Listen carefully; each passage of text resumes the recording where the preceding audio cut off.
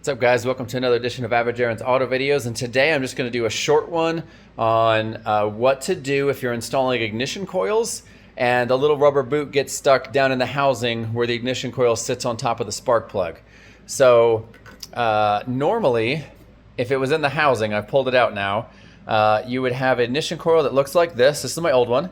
And you would tighten the spark plug in like this, and then the ignition coil would sit on top, and this would go in here like this, right? And this is how it's supposed to sit in the housing. So when you pull it out, the ignition coil should come off the top, and then you use a 5/8 to remove this. The problem became when you pulled this off, one, that took a lot of hard work, and I had to use a small screwdriver to ply it up. But two, this rubber boot on the end that you can see here, this boot would stay in the little housing. And so you can see the spring that's in there, the metal spring that's inside this. That's wanting to focus on my hand and not that. So it has that metal spring in there that sits on top of the spark plug. And here's what it looks like not inside there. So this is at the end of the job. I just want to show you guys real quick how to get that boot out. So I had on my 6 ignition coils that I was changing, 3 of the boots got stuck and they came out in different states. So each one of these took me a while to get out because I wasn't going about it correctly initially. At first, all I had was this small pair of pliers to stick down in there, which did not work very well, and I didn't have a good enough grip to grab things as well as I would have liked.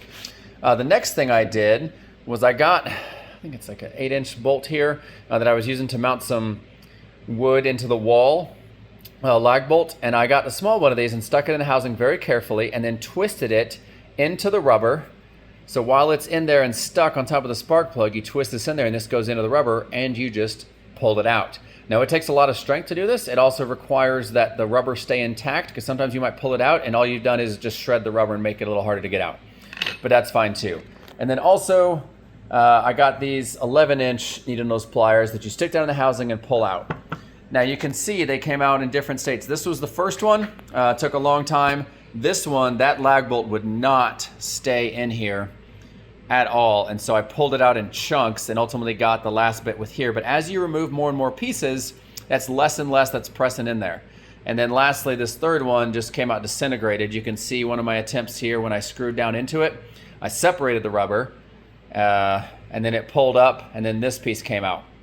You also want to make sure and take a picture down in that little well before you remove the spark plug and make sure you get out all of these tiny pieces of rubber, because I had small pieces in there and I had to use an air compressor with a little long thin tube attached to it to blow those out. Or you can use a vacuum and attach a piece of garden hose to the end of it to make sure it sticks all the way in there. But take a picture down in there next to the spark plug and make sure all of it's out, because you don't want that to fall in while you are pulling out the spark plug to change those out. So just thought I'd throw this quick tip out here for you guys. Hope it helps.